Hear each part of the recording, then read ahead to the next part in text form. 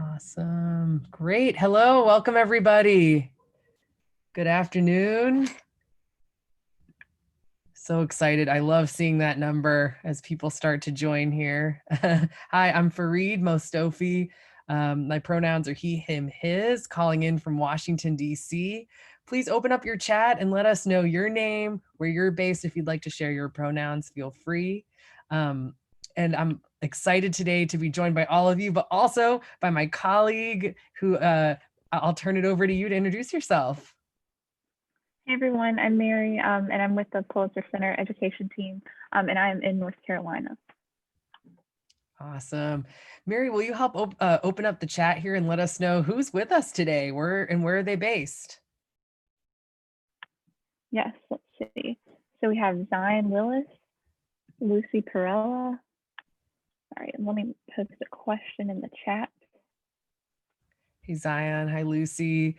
Please join us in the chat. You can also check and see if the blue that's above where you're typing is set to all panelists and attendees. That way you'll know that your response is being seen by everybody.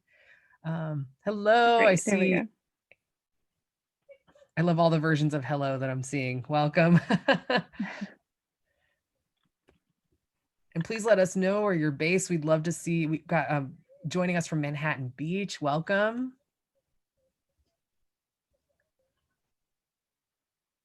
Welcome, Nia. I think we also have a few other folks from Manhattan Beach. Molly, welcome. Kaylee's from Colorado. Hey, from San Pedro. Welcome from Massachusetts, California. From London. Wonderful, wonderful.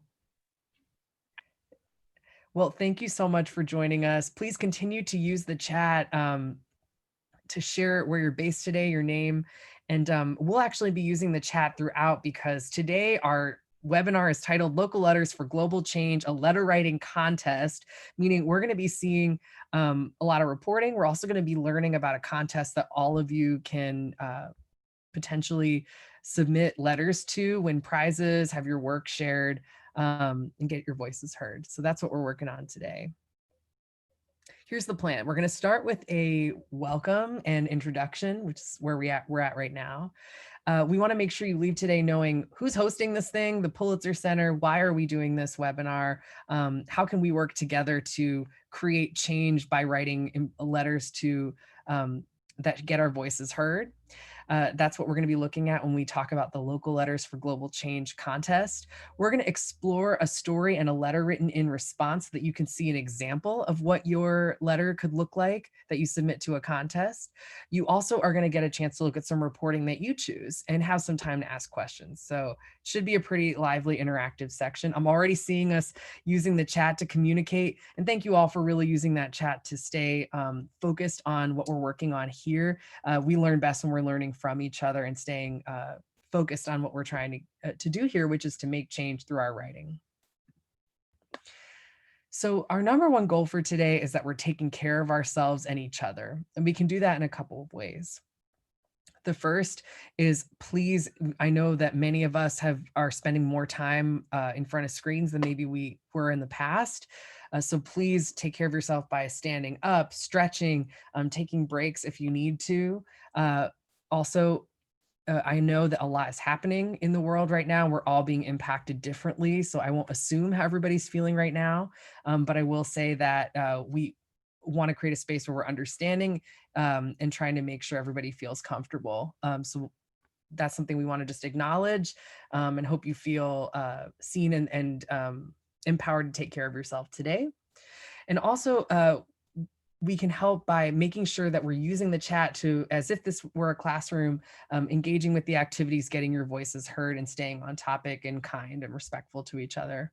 If there's a goal that I've missed that you want to bring to the room, you can use the chat to share it. But I also wanted to let you know that your chat and the Q&A box that you see on your screen right now are ways that you can ask questions. So please use both of those to share your questions. The Q&A will only come to me and to Mary. So that's a place we'll be looking to for questions. The chat box is a place we can look to for questions, but also you can set to all panelists and attendees if you want to answer a question or share a reflection with everybody. So let's tell you a little bit about the Pulitzer Center, where we are right now. So we're based in Washington, D.C., and we're a nonprofit organization that works with journalists to communicate and schools and communities to make sure that underreported, pressing global issues are getting the attention they should get. And we do that in two ways. The first thing that we do is that we support journalists, and we support journalists who are out there covering news stories that we call underreported stories. So you see there are two words on the screen here: underreported story, which is what we work on, and then also breaking news stories. So I'm curious how you would define breaking news. Can you tell me in the chat, what is something that you've been seeing a lot on the news, something that you would consider breaking news? Evelyn mentions that these are what we see in the headlines. Yes, so this is often what we'll see first. I'm seeing many of us talking about the coronavirus pandemic, politics in the US, fires, says Joshua. What other topics are you seeing in the chat, Mary? Let's see, we see Trump versus Biden, election, George Floyd, equality, presidential debate, more politics, a lot of American politics, Black Lives Matter. And what's interesting is we're seeing, I am seeing some words being repeated. And this is often something that we'll see when it comes to breaking news. So these are stories that are urgent, they're recent. They might be information that need to get out very quickly to everybody. And so that might be why you see this story in many places in a newspaper, on TV, in a radio story, on a website. And these stories are important because often they're expressing something that is important to people right now, or an urgent piece of information people need to know right now. But the stories that we look at are more based in things that might happen over time, maybe stories that are a little more that are happening in places that don't often get as much attention as what we see in the breaking news headlines. And we call these underreported stories. So I like to think of an underreported story like this. What is something that you, your family, your friends, the people that you know well, and the places you know well, stories that are important to you, that you think maybe changes you think should be made, or things that you don't understand and want to understand better. And when you turn on the news or you look at the headlines, that story is just not there. That's an example of an underreported story, something that's not getting enough attention that clearly is important to you. Imagine something that's important to you in your communities. There are people all over the world that feel the exact same way, right? Something is happening to them. And often those things that are happening to them, those changes, those things that don't make sense, they're rooted in larger systems or larger issues that might be affecting a lot of people. So another way to think about this is the breaking news story might be, a storm is coming tonight, or a storm hit last night. But maybe some of you on the call can relate to the idea that if a storm hits tonight or a storm hit last night, the impacts of that storm are not only felt for one day, right? There are people who might be affected by that for a long time. And those are underreported stories that the journalists that we work with will take the time to cover. So to give us a little bit more of an insight into what underreported stories that we've worked on look like, I'm going to show a quick video here. And let me stop sharing and then reshare to make sure that you've got the audio. Mary, will you go ahead and drop this video link in the chat just in case? So for all of you on the call, if you're not hearing the video, you can just open it up in your own tab. Hi, I'm Steve Sapienza. And I'm Nora Moraga Louie. We're members of the editorial team at the Pulitzer Center. And we're here to talk about underreported stories, why they matter, and how you find them. An underreported story covers an issue that is important, but isn't getting the attention it deserves. These can be stories that aren't necessarily in the breaking news headlines, or they're covered, but missing critical perspectives and nuance. Underreported stories, they're underreported for reasons. It usually has to do with our agenda setting. It's driven by clicks and news cycles around things like disasters and elections. Of course, that doesn't tell the whole story about the world. These are stories that can save lives. For example, we now know that there was far less coverage of the coronavirus issue in the first weeks of 2020 than we should have had, given what epidemiologists knew at the time. The last time there was a pandemic, in 1918, the same thing happened.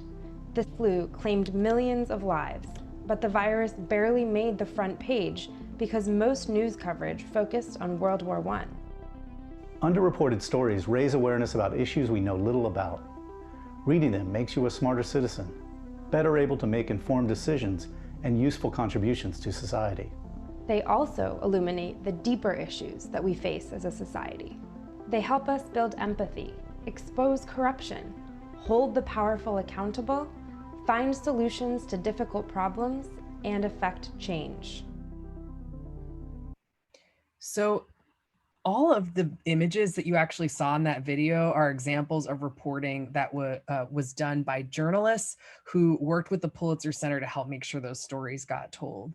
I'm curious though, now that we've talked a little bit about what an underreported story is, can you think of some topics that are underreported in your opinion, things that you'd want to know more about? Drop those in the chat. And we want to know what those are because we have dedicated our organization to supporting these stories. What we do is we actually support the journalists themselves, and we do that by giving them grants. That's money that they can use to cover the costs of reporting that story. Based on what we saw in the video, some of these issues are happening in places where it might require travel to get there, places where maybe the journalist doesn't speak the same language as the people who are being affected and might need a translator. Often these issues are also happening in places where people might not trust journalists right away. It might take time to build that trust for people to really feel heard. It might also be a story that's happening and involves people who don't want that story getting out there. It might require court documents. It might require a lot of research. All of that takes time. And what we do at the Pulitzer Center is make sure that journalists have the money they need to cover that time and that work. And I want you to know that because any of these issues we're seeing in the chat right now, you want to be a journalist one day who covers those issues and publishes them in a way that interests you, we can give you money for that. We also know that these stories often, even when they're published, don't get enough attention. And that's why we do events like this to make sure we get those stories out there. These are some of the places that our stories have been published. Maybe you have heard of one of these publications. You might see something here that you don't check regularly. And that's something that is really interesting about working at the Pulitzer Center, meeting all these journalists, is they're trying to communicate these stories in a lot of different places. So some of these outlets are based in different towns in the US. Some of them are national outlets in the US. Some of them are outlets based outside of the US. In all of these places, though, journalists are covering issues they're passionate about. And you can see on the screen now some of the issues that these journalists are covering. We're curious to know in this room, since we're talking about how to find stories that interest us and make change on those issues, we want to know what issues that you're really passionate about. So let's take a quick poll. You should see a poll on your screen right now. We're curious which of these issues are most important to you. Mary, do you mind reading these out for us? Yes, let's see. 1, environment and climate change. 2, migration and refugees. 3, racial justice. 4, health and COVID-19. And 5, other. And it looks like we have some in the chat. So we're seeing climate change. We're seeing Black curriculum and how it can include more true facts. And then we have gender rights. Mm-hmm. And now plastic in the ocean, the opioid epidemic, Newton. Yeah, thank you for sharing that. Please continue to share these issues in the chat and we'll be able to look at stories on some of these topics soon. Let me go ahead and close this poll in 3, 2, 1. And of these options, here are some of our interests. What's cool is it sounds like we're in a room right now with people of a lot of different interests, but I'm definitely seeing racial justice, the climate and the environment and health and COVID-19 is pretty interesting to us. Any other issues not mentioned here popping up in the chat, Mary, that we should mention? I see another one. I see women's rights and LGBTQIA+ rights. So what we want to do is find a way to take these issues and use the news to create our own pieces of writing to help make change. So we've created a contest called Local Letters for Global Change to do just that. And this is how it works. Anyone who wants to participate in this contest has to do 3 things. 1, find a Pulitzer Center news story. Any of those topics that I showed you, we have hundreds of stories in all kinds of publications, videos, photography, articles, radio podcasts, interactive websites, drone photography, all kinds of things you could imagine. Find one of those stories that interests you and just notice what are the important points of that story. How would you explain it to somebody who knows nothing about it?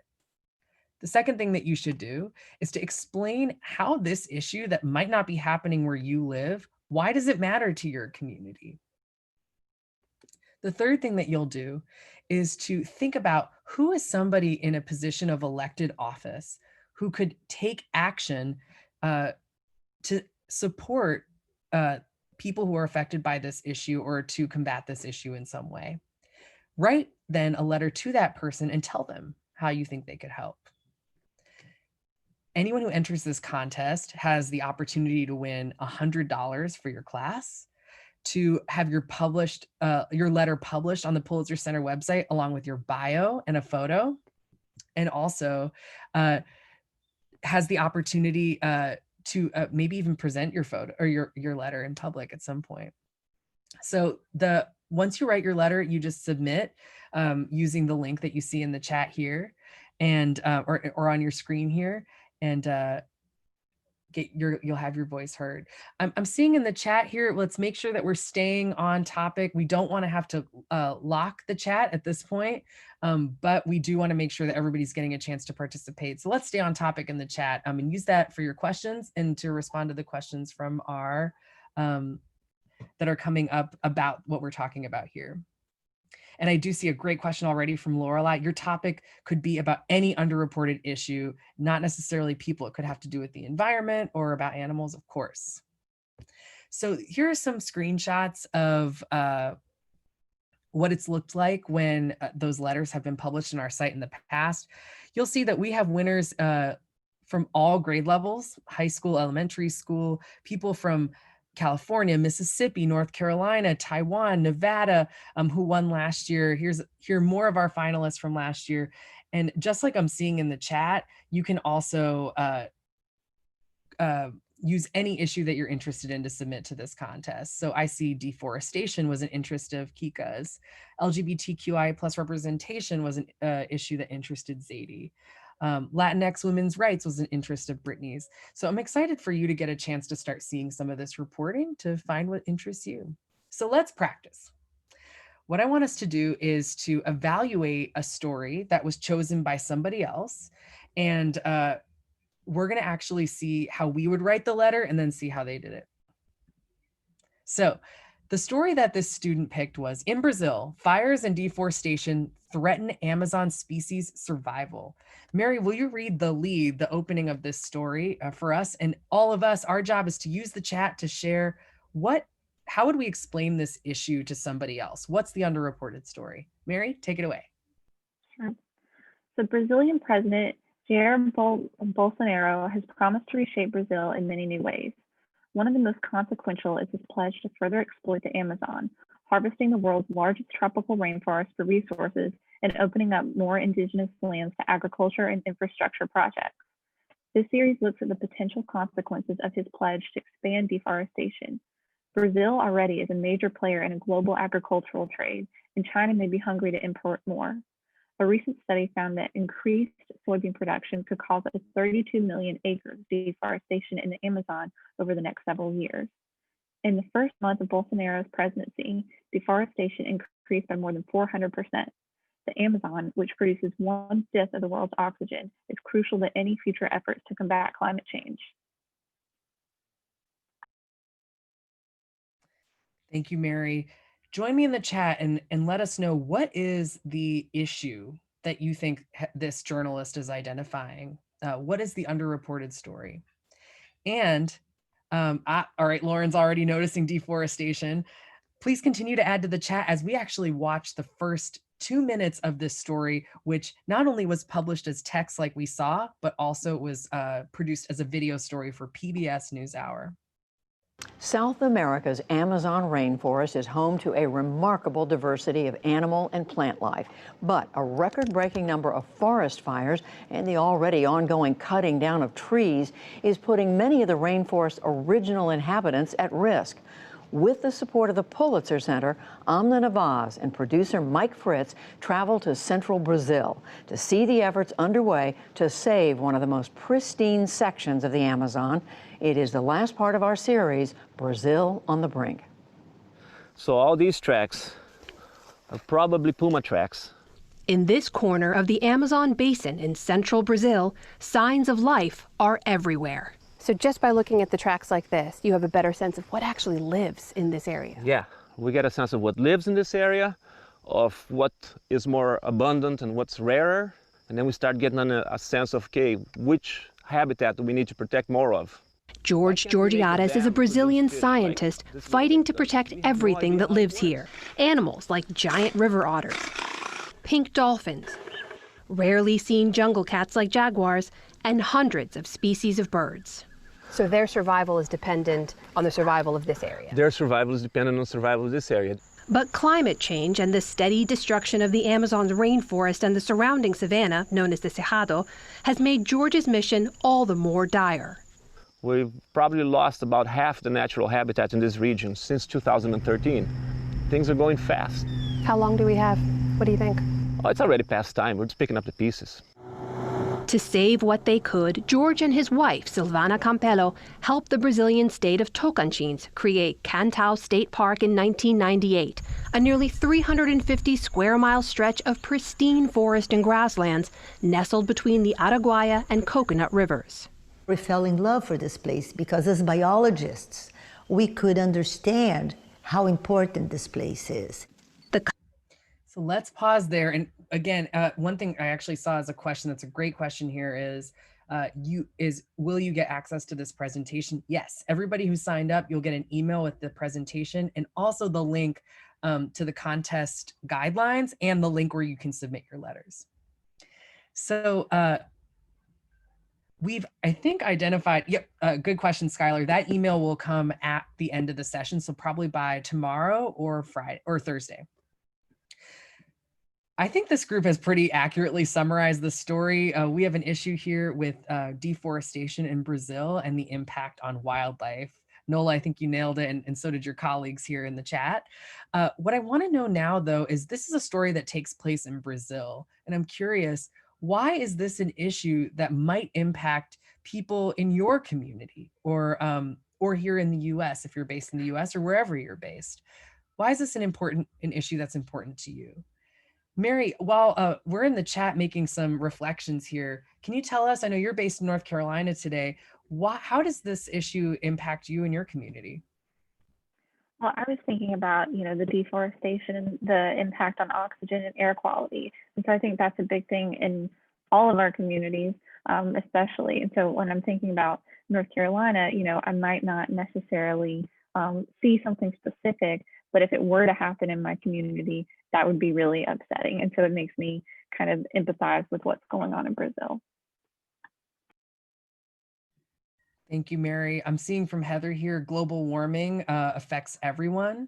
Lauren says, this can reflect what might happen in other places where trees are being cut down. Heather mentions it pollutes clean air, so this industry can be polluting air. Adelaide says, that the preservation of these forests is essential to fighting climate change. Lorelei also mentions the less high of air quality. Bisen says, this is important because the Amazon provides oxygen that we all need. And thank you for echoing what Heather said. And Manuel mentions, this could affect the ice caps in Antarctica or in the North Pole. That's interesting that this could be having effects on those parts of the world as well. And Hannah mentions there are threatened species where I live in DC too. So some of us might be thinking of the animals where we live and how those animals might be affected by deforestation. Everybody, you are just teed up to continue on and submit a letter to the contest. All you would need to do next is to figure out what action you would want a member of elected office. A congressperson is one example. You could pick a mayor, you could pick a governor. What action would you want a local official to take? So take a look join us in the chat and let us know if you can think of something that you would want an elected official to do. One thing I thought was really cool from this video is the idea that the two biologists we met so far looked at land that they could turn into a national park as a way to preserve some of the land. That's a really interesting idea. What else do you think should be done about deforestation in Brazil? Let us know in the chat. And how could a member of elected office help? Evelyn jumped right in. Pass laws against it. Yes.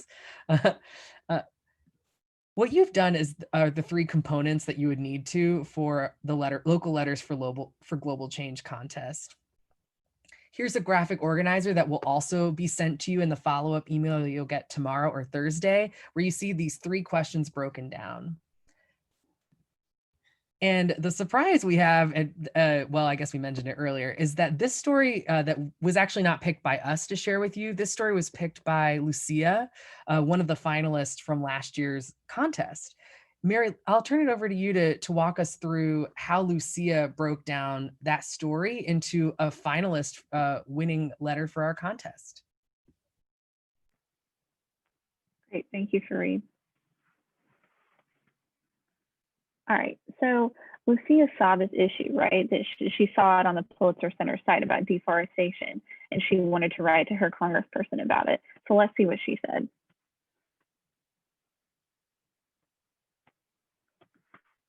All right, and it looks like, Fareed, maybe if I could move, if you can move your screen over a little bit to the right, it looks like it's cut off a little bit for me. There we go, thank you. All right, so Lucia says, "Dear Congresswoman Ocasio-Cortez, I take it that you care about this city. Well, I do too. It is my home along with 8 million other people. Those are 8 million people who are crossing their fingers in hopes that the next generation will know all the same species we know today. In hopes that in 20 years, all of my friends and I will be able to walk outside and take a deep breath of fresh air. But currently, with the Amazon rainforest on its path to disappearing, the chances of that happening are getting slimmer by the minute. The Amazon has been getting destroyed for the past few decades, and its destruction does not seem to be coming to an end. In my opinion, the survival of hundreds of species and the well-being of generations to come seem more important than a piece of coal. They seem more important than a slice of meat and than a chunk of plastic. The burning of the forest is not only an insult to the miraculous animals that have called the Amazon home for thousands of years, but to humanity." All right, so what purpose do you all think that the first paragraph serves? And I'm going to launch a poll. Do you think it serves as an argument, as a summary, or as a local or personal connection to a global issue? All right, get your responses in, and we'll close the poll in 3, 2, and 1. And let's see, so most of you said local or personal connection to a global issue. Free, can we go back and see the highlighted pieces? Right, so local. So this person is writing to Congresswoman Ocasio-Cortez, who is a representative in New York City. And she, we see that in the first little bit, she points out, you care about this city, well, I do too. And in the last little line, we say that, the burning of this forest is not only an insult to the miraculous animals, but to humanity. So there she's making that personal connection. Great. Thank you. All right, and so Fareed, would you mind reading the second paragraph? Sure, Lucia writes, "Those burning the forests are not only burning the homes of families of the 6,840-kilometer river, they are burning culture. According to the story on the Pulitzer Center website, in Brazil, fires and deforestation threaten species survival by Amna Nawaz and Mike Fritz. The tribes who lived in the rainforest now live in the savannah. Some are noticing how kids are losing traditions and replacing them with mainstream bland idolizations. Our community is no place to overlook the extinction of our most precious, beautiful species. The existence of animals such as the pink dolphins, jaguars, and giant river otters is in our hands. The loss of these species and of the forest itself will impact our lives more than we can comprehend. The Amazon rainforest is one of, if not the largest oxygen resource of the world. And if we lose the species, future generations will never be able to experience them. They will turn into a figment of their imagination. The United States, and specifically New York, has great influence over other countries. When a movement happens here, it has the possibility of becoming global. Let's use that to our advantage. Great, thank you so much. All right, so now let's launch our second poll for this paragraph. Which purpose do you think this paragraph served? Was it an argument? Was it a summary? Or was it a local or personal connection? All right, let's see. We'll close the poll in 3, 2, and 1. There. So it seems like a lot of you said argument, but also a lot of you said summary of the news story. So let's take a look back and see, and just take another look. So we see that Lucia is kind of describing what she read, and she even quotes the article that she read. And she's talking kind of about what's going on. And then she describes a little bit more about what's happening in the Amazon rainforest. She does make a local issue. You're right, whoever said that. So in that last sentence, she says specifically New York has great influence over these countries because New York is a really largely populated area of the United States. But we also see that most of you who said argument for an action, you're correct, because she's just talking about what the story she read on was reporting. Great job.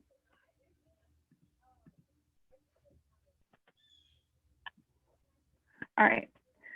Right now, the climate movement is being led by youth, since after all, we're the ones who have to live with the result of climate change. Supporting and promoting this movement on mainstream platforms would attract thousands more. If you can continue speaking about how important our planet is and start speaking against the burning of the Amazon, it won't stay local. If we were to educate people about how badly the deforestation of the Amazon is going to affect the future, we could have a more inclusive and diverse movement. This is a crisis that determines our future, and ignoring it is not going to stop it. I'm pressuring you to take action because I'm scared. I'm scared that even with all of the other efforts, including myself, are putting into helping the Amazon, it won't be enough. And I don't know what climate change will mean for me and my family. For you, for my neighbors, for my friends, you have the power and the resources to do something about this and to encourage other Congress people to take action too. I truly hope that you care about my generation's future just as much as I do. All right, so let's do our last little poll on this. And let's see, which purpose does this paragraph serve? Do you think it's an argument? Do you think it's a summary? Or do you think it's a local or personal connection? All right, and let's take another 3, 2, 1. We'll go in. All right, so great. So most of you said argument for inaction.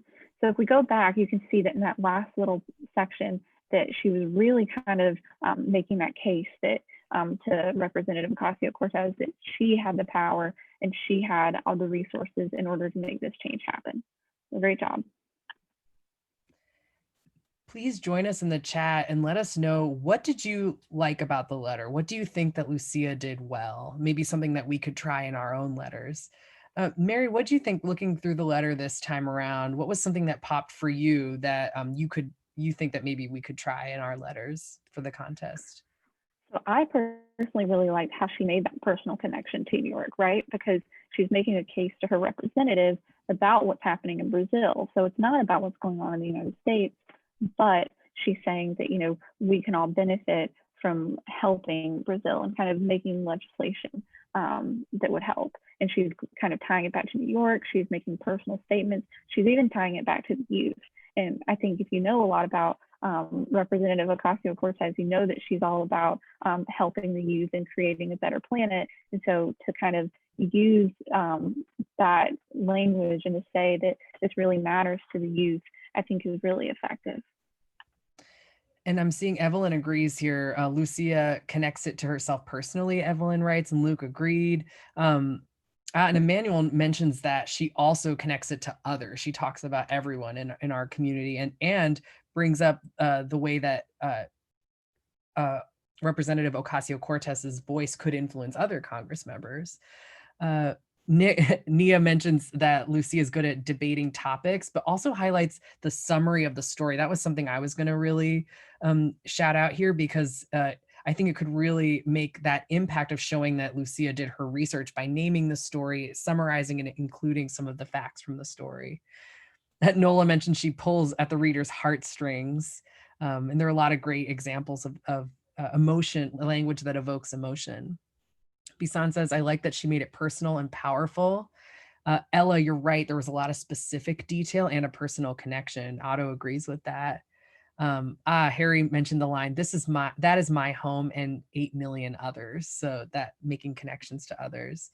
Thank you in the chat, everybody, for the way that you are also shouting out each other. And this is a great way for all of us to strengthen our letters. Now, this is a story that Lucia chose, but the whole point of this is we want to get your voice heard about the issues, or help get your voice heard about the issues that you care about. So what we're going to talk about now is how you can start to identify the letters that you want to write about the topics that you want to write. So, and that's actually a question we have here in the chat, so hopefully I'm going to answer that.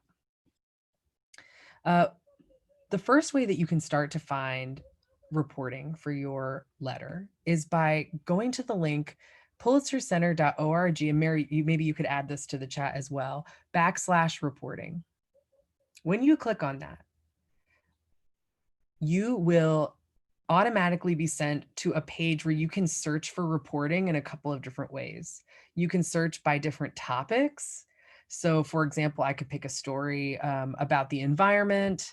Another thing I could do is I could isolate a region I'm really interested in learning more about. So my family is from Iran, a country in the Middle East. So maybe that's something that I'm interested in. I might pick the Middle East. The other thing that you might want to do is look at which kind of media you want to explore for your story. So if you are somebody who really responds to video, you can search by video. I think I'm going to choose photo. That's something I really like, is using images and captions when I'm exploring news stories. And you'll see that when I click search, stories are automatically populated that I can explore. Another thing that you could do here, if you are feeling like a little overwhelmed by all of these options, is there is a tab here called Issues. And when you click there, you can see all the topics and actually just go to reporting based on the topic. So I'm curious, does anyone see a topic here as I'm scrolling that you would want to explore? Go ahead and write it in the chat, and then we could click there and see what stories populate. So Mary, do you see any topics in the chat, or maybe from our brainstorm earlier, any topics that came up? So it looks like we have COVID, and I think that's a really current issue. So it was children and youth, and children. So we see a lot of children and youth. So let's take a look at that. Excellent. So I'm going to just go right back, and I can click on children and youth, and I could see any piece of reporting, and you'll see that there are a lot of different publications for you to choose from, in a lot of different regions for you to choose from. So once you pick your story, you'll just follow the same process that we did, summarizing, making a local connection, and thinking of an action. And that is how you can start to engage with the contest. Now, I thought we could try this together. One more plug here, that the reporting tab is a great place to look. But another great place to actually look for your reporting is when you go to the contest page, the page where the instructions are. We've actually pulled a few stories and broken them down by different ages and grade levels. So if you're thinking, some of these stories seem really overwhelming to me as I'm looking at them, some of them seem really long, one thing you can do is when you go to the contest link, and I think this answers your question, Mattia, this is actually the link where you will submit your story. The directions are right under here, and this is the link where you'd submit your letter. But when you scroll to the bottom past the directions, you'll see a few things. Oh, here it is again. There's that Google form where you'll submit your letter. There's also a template. It's the same as the one I showed you earlier, that you can use to start to brainstorm your letter. But if you still haven't picked a piece of reporting, you can actually see several stories already listed with links. And so what we thought we would do is pick one of the stories that's in this first category for grades 3 and up, meaning that older adults could read it, people in 3rd grade could read it, middle school, high school, college, whatever. And we could explore one of these stories together. So let's go back into the poll and see which of these stories you'd be most interested in exploring for 5 or 10 minutes. The stories are also broken down by text, audio, or video. So if you are feeling more like you want to read something, you want to hear something, you could use that to guide yourself, your pick as well. Mary, will you read out these titles for us? Yes. So story 1, Holding On to Hope at the U.S.-Mexico border. That's a text. Story 2, How schools in Brazil are teaching kids to eat their vegetables. That's text and audio. Story 3, Children of the Incarcerated. That is text. Story 4, In Syria, All Girls Want is Safety in School. That's a text and audio. Story 5, Exotic Pets in China Fueling Biodiversity Loss. That's text and video. Story 6, No Hands-On, No Field Trips. Riverfront Museum adapting to COVID-19 realities. That's text. And then the last one, story 7, A Threat to Cambodia's Sacred Forest. And that's video. Great. So I'm seeing our votes come in. I think I see a clear winner here, but one thing I love is that there are votes for every single story. And this is what we hope you'll do when you're picking the right news story for your letter, that you'll find reporting that you want to explore on an issue that you care about. Let me close this poll in 3, 2, 1. And in this room today, it looks like the story In Syria, All Girls Want is Safety in School is one we want to practice with for a little bit. So let's take a look at that one. And just like you will see when you go to the contest page, there's a link just like the one here, and the story will pop up. So what we're going to do is take a look at, it looks like this is an audio story. So let's try listening to the first few minutes and write in the chat our responses to the first question we need to answer. What is the underreported story? Syria was once home to a highly educated middle class. Books were an important part of the culture, and literacy was highly valued. But the country's 6-year war has endangered all of that, especially for young Syrian girls.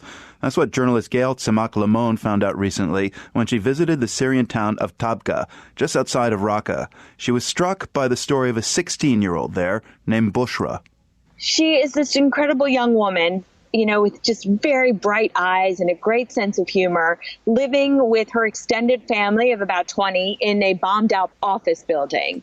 She was a girl who had been in school. She had finished 9th grade and the war came, and her family left Aleppo, looked for safety in Raqqa, and ended up marrying her off like so many girls she knew. And she said to me, you know, every girl I knew was either kidnapped or gone missing or married off. Wow. And it's really devastating because here you're talking to a 16-year-old girl with a 2-year-old and a 9-month-old. And she said, you know, now my dreams are all for my children. You know, what was really striking, Marco, is that she did the interview with us in plain sight of her husband and her extended family. And what she said has stayed with me, because I said, do you talk to any of your friends? And she said, no, we're all scattered, all my schoolmates. And she said, but I'm one of the lucky ones because I actually like my husband.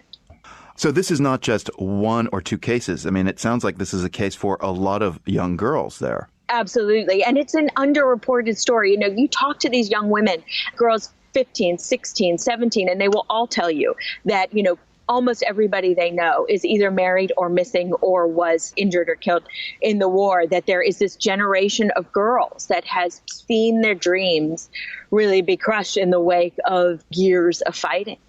So, as you say, the logic for the parents who do this, they're protecting their daughters by having them married off. Describe the parents for us. Do they see the dilemma, or was this a natural decision for many of them? And there has always been early marriage in the Middle East. But in Syria in particular, education levels were very high. Girls were in school. But when war comes, parents look to figure out how to keep their children safe. And for girls, a lot of parents see marriage as a way to put them in an extended family that keeps them more secure and safer than they could keep them and keeps them fed. And, you know, what you see in terms of paying the price is young lives, right, that will never be the same. A whole generation of smart, educated young people who are really now trying to survive and rebuild their lives on the ash heap of war. So let's pause there. I know we have about 4 minutes left of the story, but from what you've heard so far, how would you describe this story to someone who hasn't heard anything about it? Mary, what are we seeing in the chat? How are we summarizing the story? What's the issue here? Let's see. So Aubrey says girls' rights in Syria. Does anyone else want to add anything to the chat? Did anybody catch what's happening to girls in Syria? Evelyn says women are being unfairly treated. Mm-hmm. Mm-hmm. The underreported story is young women being unable to attend school due to child marriage, forced to marry. Mm-hmm. And one thing we were hearing at the end of the story too is why some parents are choosing to support their children, their girls specifically, getting married instead of going to school. Did anybody catch why?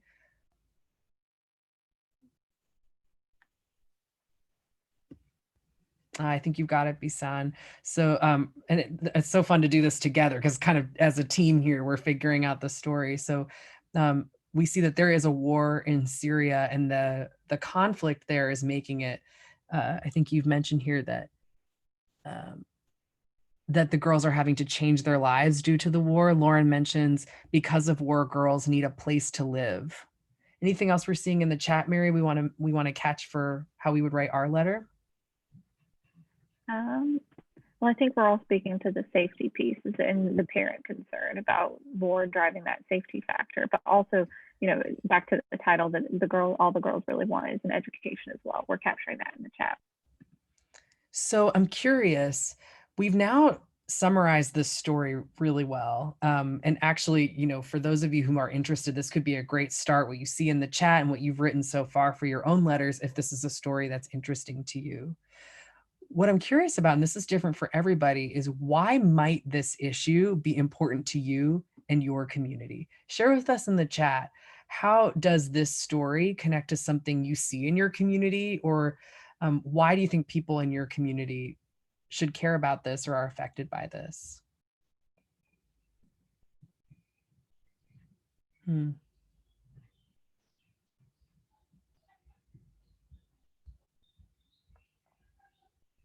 And why don't we do this? I'm going to put 1 minute on the clock and I'll even have it ready here for us so we can track it. And take that 1 minute to use the chat to tell us why might this issue connect to your community? And also, how might you want an elected official, someone in Congress or someone who's an elected leader in your city or community, what would you want them to do to combat this issue? So I'm going to put 1 minute on the clock and we'll just go ahead and converse in the chat for a little bit.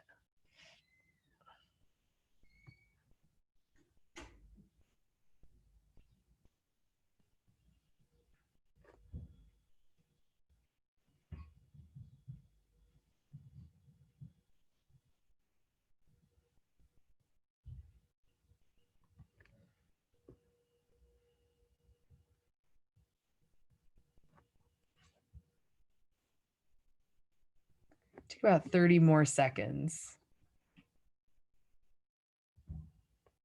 All right, I'm already seeing some solutions from Luke, Ella. Evelyn's making a connection here. Nola, Ryan, and Nia as well.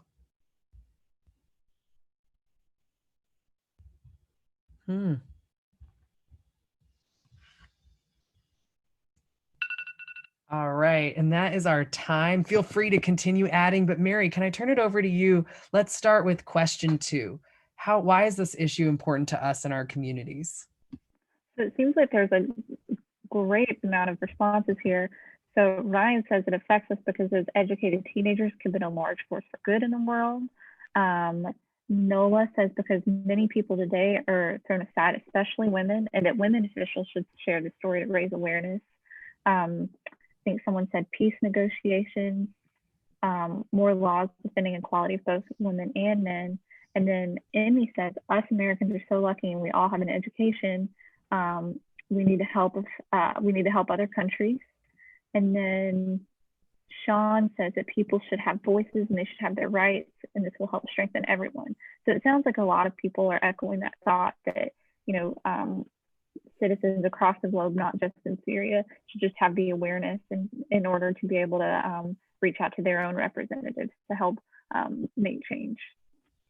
One thing I think is really cool about the responses I'm seeing here is some of us are connecting in different ways. So I see some people connecting and saying, the United States has a connection in global politics and influence in what is happening in Syria and could potentially connect in that way. And some of us are saying, I connect because the issue of access to education for young people, especially for girls, and the way that young people and especially girls are treated in their communities is a connection they're making. So for some of us, it's personal and local. Some of us are making connections based on where we live and the influence of the country we live in.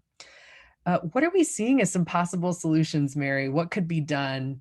And if you haven't shared already, who might you write a letter to? You could also write that in the chat. Who could you direct these requests to? So what solutions are we seeing, Mary, in the chat? So we did see, and I think I said it earlier, that someone said, our representatives, especially women, should be made aware and that we can kind of call on them, considering foreign relations between the United States and Syria, to kind of, leverage this and to create, have peaceful negotiations, I think someone said. Let's see. What else? We got a lot of good stuff in the chat. Some people are saying Kamala Harris. So, our women leaders who are kind of at the forefront of everything can really have an effective voice. And I think seeing this name being repeated so many times, people who are very, very popular and carry a lot of influence are more likely to maybe be listened to.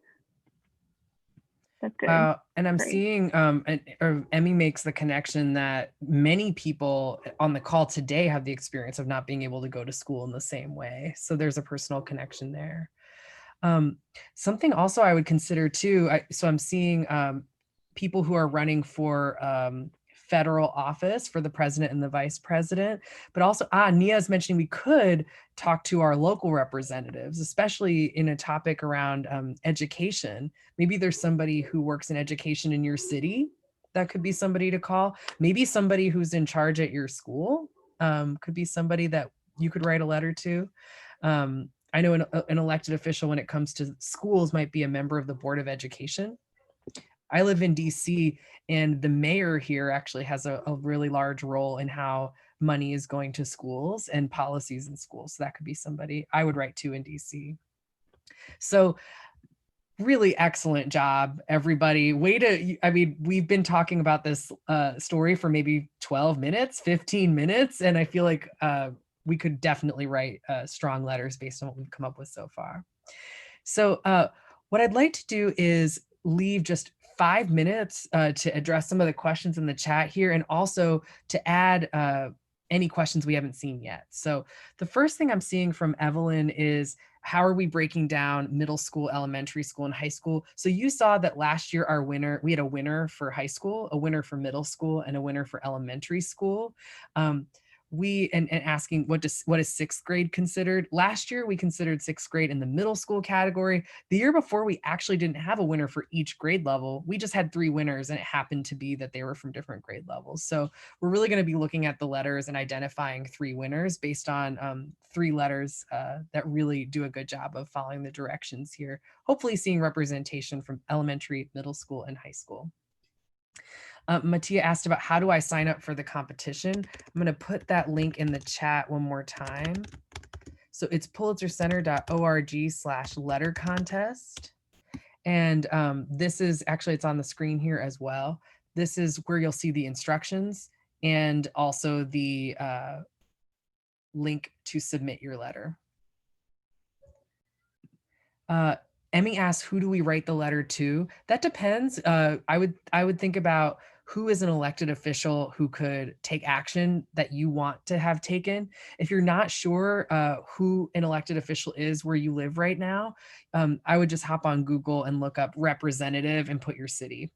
Or you could put your state if it's a state official or a federal official you want to talk to.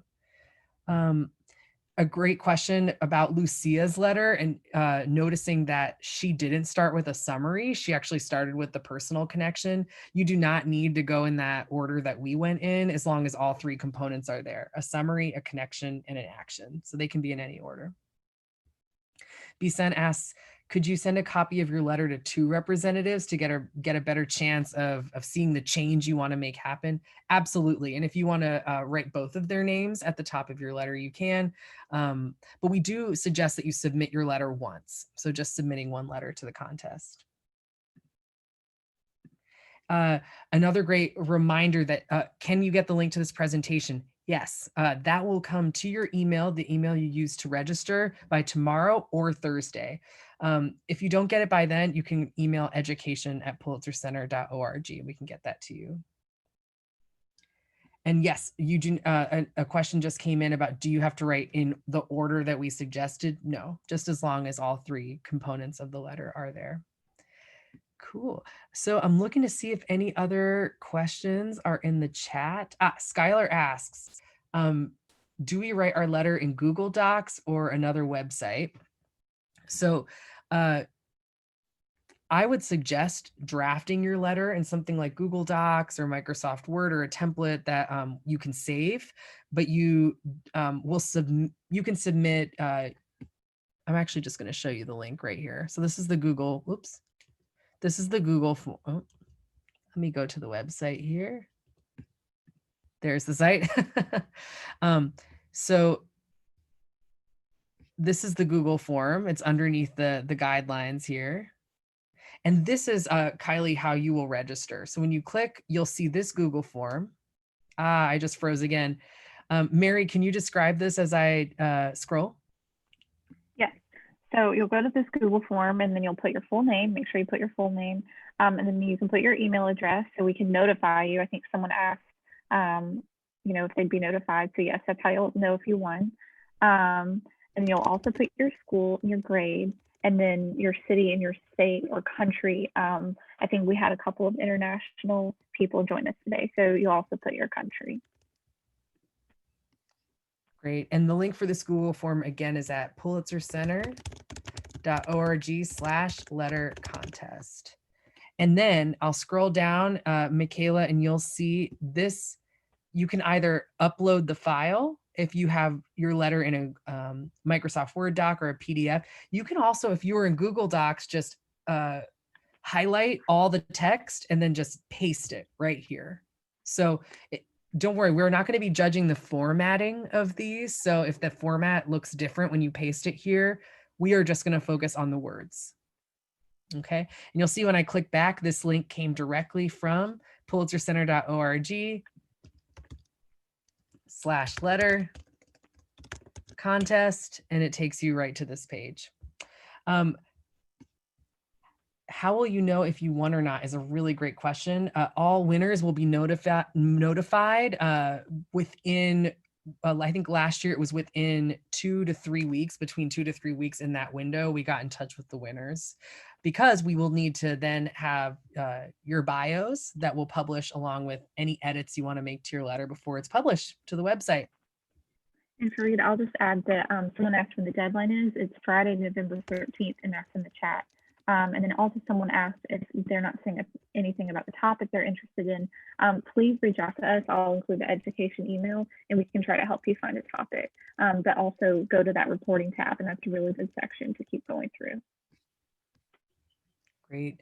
So we have with our last 2 minutes, I thought what I might do is go ahead and put this Google form directly into the chat. So if you want to just click on this right now and save it, that would be a good way to keep the form handy. And then this is the page with the instructions, and you'll see there's the link to the Google form on this same page.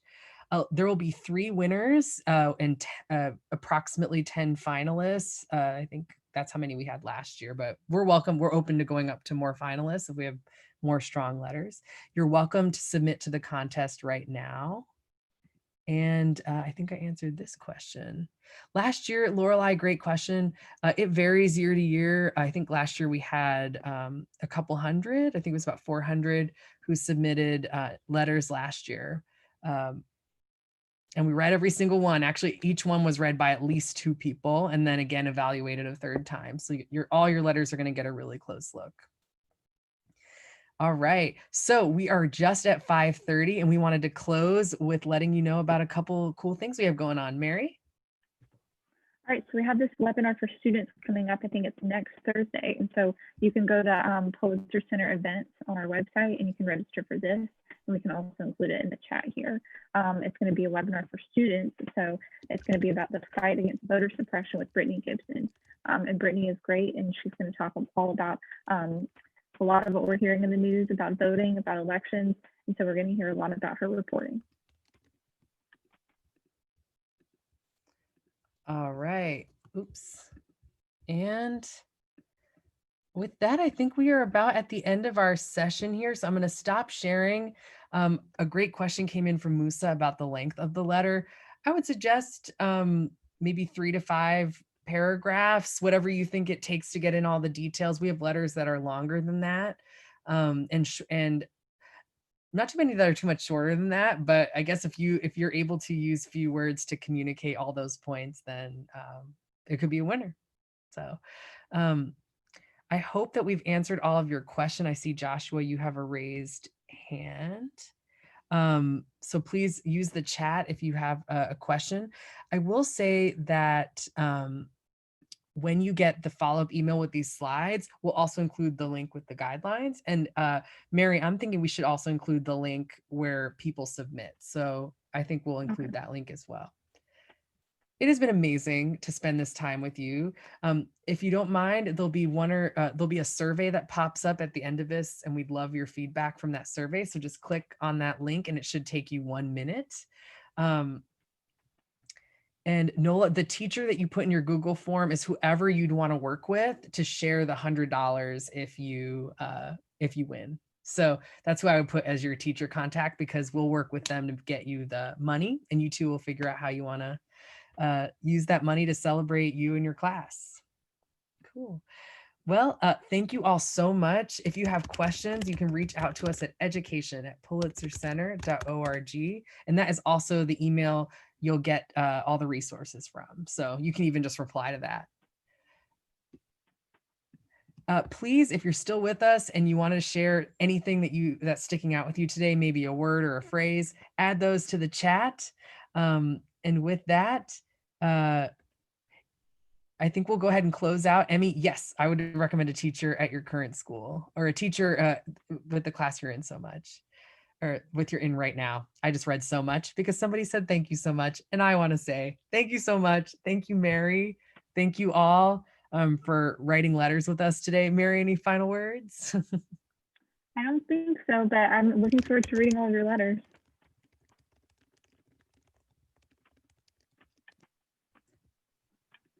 Excellent. All right. I was just answering one more question. Okay. Thank you so much, everybody. Take care. And we look forward to reading your letters. Bye-bye. Bye.